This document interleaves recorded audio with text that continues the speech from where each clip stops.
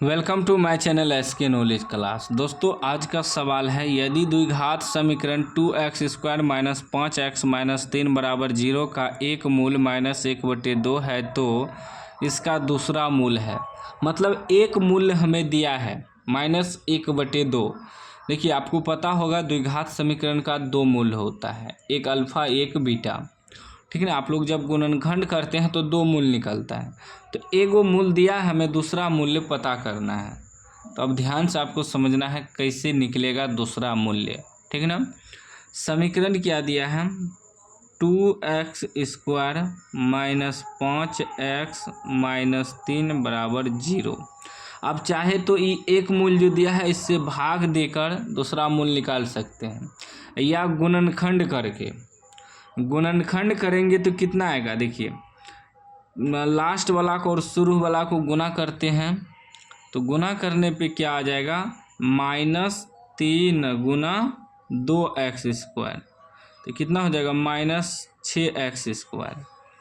अब बीच वाला को इस प्रकार तोड़ना है कि गुना करने पे -6x² आ जाए और प्लस माइनस करके 5 आ जाए।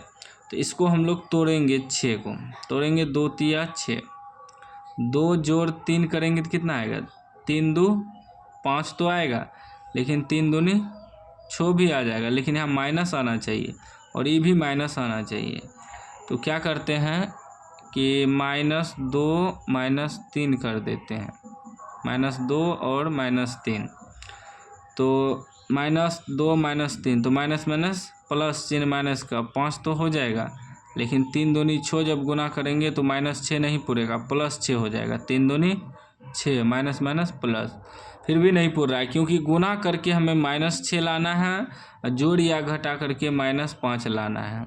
तो नहीं पूर रहा है, फिर भी नहीं पूर रहा है। तो क्या करेंगे, ऐसे हो सकता है x में यदि हम 6x घटाएं तो मतलब यहाँ कुछ नहीं है तो 1 है, ठीक ना। बीच वाला को तोड़ रहे हैं तो 1 है तो 6 का 6x भी हो जाएगा, माइनस भी लग जाएगा और x² भी हो जाएगा। इस सब में भी x लगेगा, ठीक है ना। चेक कर रहे थे लेकिन इसमें x लगेगा।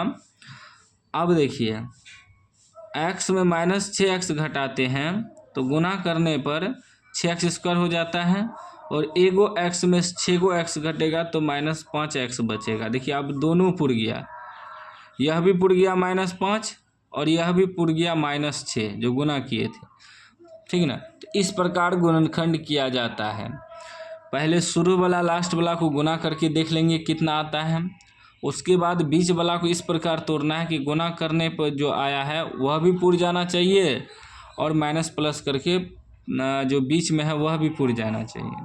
तो इसको लिखेंगे 2x² उतार देंगे, -5 को लिखेंगे प्लस x घटा 6x, एगो x में 6 गो x घटेगा तो -5, गुना करेंगे 6 का 6 भी हो जाएगा। इसको भी उतार देंगे, -3 बराबर 0। अब ई दोनों में और ई दोनों में कॉमन लीजिए, कॉमन वह लिया जाता है जो दोनों में मिलता है। तो दोनों में x है, x कॉमन ले लेंगे, क्या बचेगा यहाँ 2 और एगो x बचेगा, प्लस यहाँ कुछ नहीं है तो 1 क्योंकि x तो निकाल लिए। ये दोनों में देखिए -3 मिल रहा है, 3 दूनी 6, x माइनस निकाल लिए तो क्या बचा, +3 निकल गया तो 1 बचा बराबर 0।